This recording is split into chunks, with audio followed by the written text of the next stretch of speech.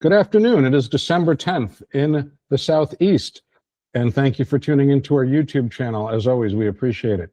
At Triad Psych, we have finally expanded where we're able to have a multilingual clinician on our staff, which we're very, very happy about because of the strong demand for it, as well as just in the community itself. We have a very strong Brazilian and Latino population.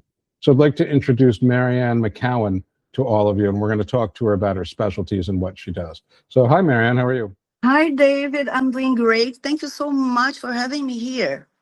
We're very happy to have you. Very happy to have you at Triad. So Marianne, we're going to have you introduce yourself. I know you were originally trained in Brazil. Yes, I am And like a Brazilian psychologist.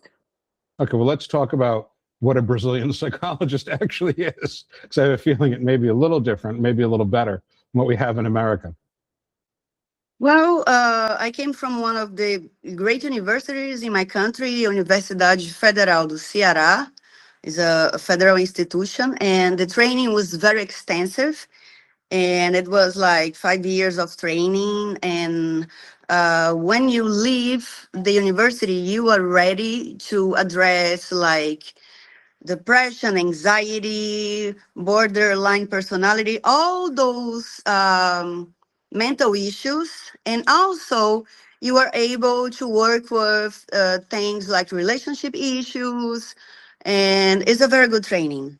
Did they leave you, or do you have a specific way of getting things done with that because of the training? I don't think so, because what makes me who I am today, the training was a part, but the experience is how you take what you learn and you use in a real life. So this is, I believe, that is my strength, is my experience as a human being treating another human being. How do you get really good outcomes with your patients, Marianne, in your cases? One thing that I realized is we all have wounds, and sometimes you don't see our wounds, so we suffer because I cannot change what I don't see and recognize in myself. So with my clients, I just try to show them where is hurt and where is their potential, because everybody has this potential to flourish. So this is how I do it. And how do you get, if someone's in very deep depression, someone's had a major loss, how do you take them from that place to flourishing? We need to address, first of all, the pain and how the person is handling the pain. We are going to build coping skills, you're going to build resilience, and you are going to build a balance. Because a lot of times things get heavy because we do not have a balance in our life. It's interesting, like working, is going to the gym is a good part, but a lot of times we don't have time to connect with ourselves, connect with people that we love, and the loss of connect with the nature. And this loss of connection is a lot of times the source of a lot of maladies and mental issues that we see today. I couldn't agree with you more that we've become so disconnected from each other as people. It's pretty scary to me. And social media does not mean you're better connected with people. I find that's increased a lot of people's loneliness and only made their symptoms worse.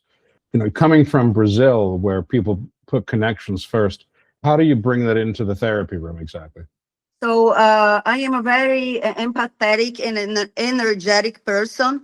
And I am going to look at you and I'm going to use all my acceptance from the bottom of my heart.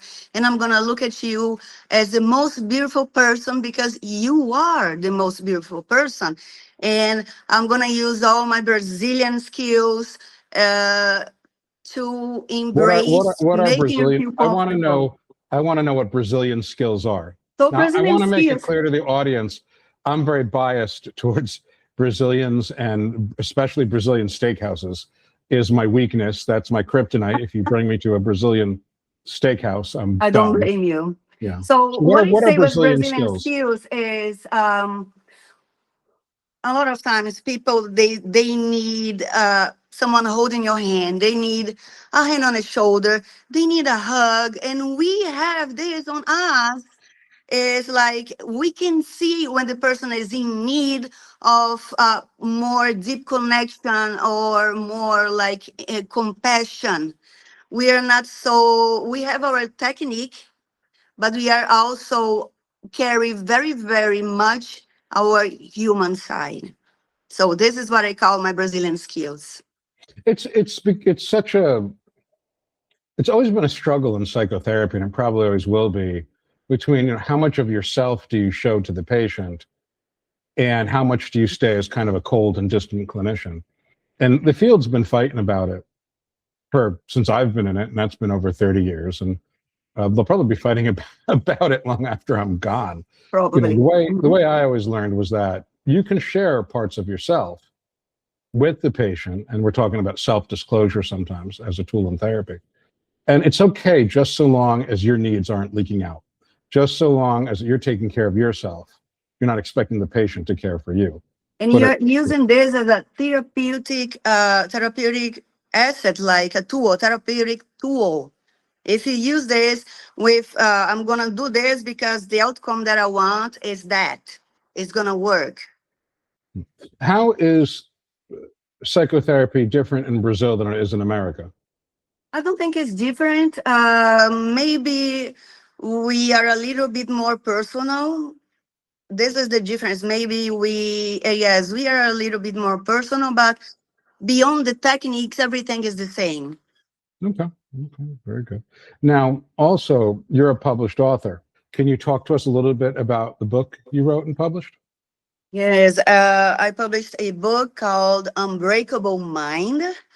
And I'm very proud of the book because it came from all the hardness and difficulties that I went through when I arrived in the United States, and what I used to overcome those difficult moments, moments of loneliness, moments of doubts, moments of regret, desperation, like, and I could create this thinking about if someone is going through the same the same things that I'm going through, or also if someone is having anxiety, because I had a lot of anxiety. I arrived here 7 years ago without knowing a lot of things. So I thought this could be a good tool where I can tell my story and where I can inspire people to overcome their own obstacles. So, even though you came here as a highly educated woman immigrant, you still felt there were significant obstacles to coming to America.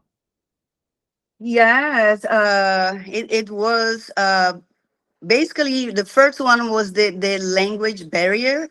I didn't speak very well. I always say I'm gonna be learning English until the day I die because it's always a work in progress.